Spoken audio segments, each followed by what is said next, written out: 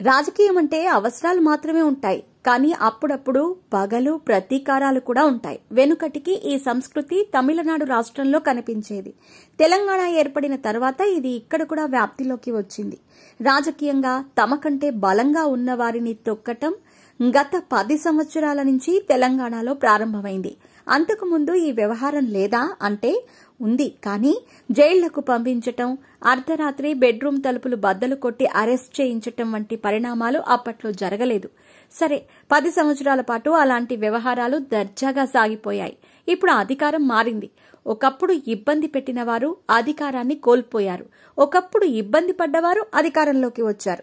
మరి ఇబ్బంది పడ్డవారు ఇబ్బంది పెట్టిన వారిపై ఎటువంటి చర్యలు తీసుకుంటారు అనేది ఆసక్తికరంగా మారింది.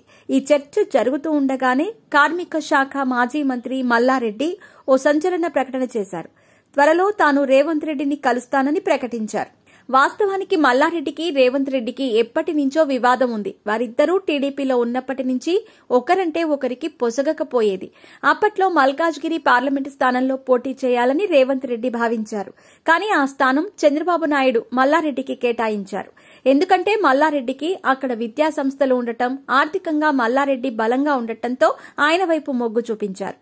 ఆ తర్వాత జరిగిన ఎన్నికల్లో మల్లారెడ్డి విజయం సాధించారు. కాలక్రమేణా మల్లారెడ్డి టీడీపీ నుంచి భారత రాష్ట్ర సమితిలోకి వెళ్లిపోయారు. రేవంత్ రెడ్డి టీడీపీ నుంచి కాంగ్రెస్ లో చేరారు. అదే మల్కాజ్గిరి పార్లమెంటు స్థానంలో రేవంత్ రెడ్డి ఎంపీగా విజయం సాధించారు.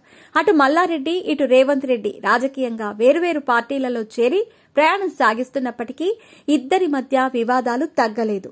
మల్లారెడ్డి భూ వ్యవహారాలను రేవంత్ రెడ్డి వెలుగులోకి తీసుకొస్తే రేవంత్ రెడ్డిపై తొడగొట్టి మల్లారెడ్డి బహిరంగంగా సవాల్ విసిరారు. అయితే అప్పట్లో మల్లారెడ్డి రేవంత్ రెడ్డిపై పోలీసులకు ఫిర్యాదు కూడా చేశారు. ఆ తర్వాత ఆ కేసు ఏమైందో తెలియదు, కానీ ఈలోగానే మల్లారెడ్డి మంత్రిగా ఉన్న భారత రాష్ట్ర సమితి ప్రభుత్వం అధికారాన్ని కోల్పోయింది.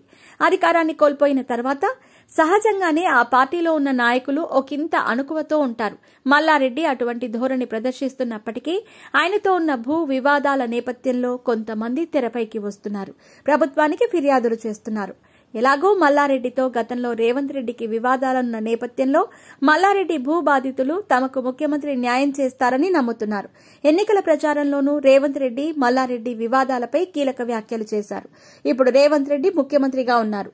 పలువురు బాధితులు ఆయనను ఆశ్రయిస్తున్నారు. మరి ఇప్పుడు రేవంత్ రెడ్డి మల్లారెడ్డిపై చర్యలు తీసుకుంటారా, లేకుంటే ఎన్నికల సమయంలో మాత్రమే రాజకీయం, మిగతా సమయంలో మిత్రత్వం అనే ధోరణి ప్రదర్శిస్తారా? ఏమో, దీనికి కాలమే సమాధానం చెప్పాలి. చూడాలి మరి.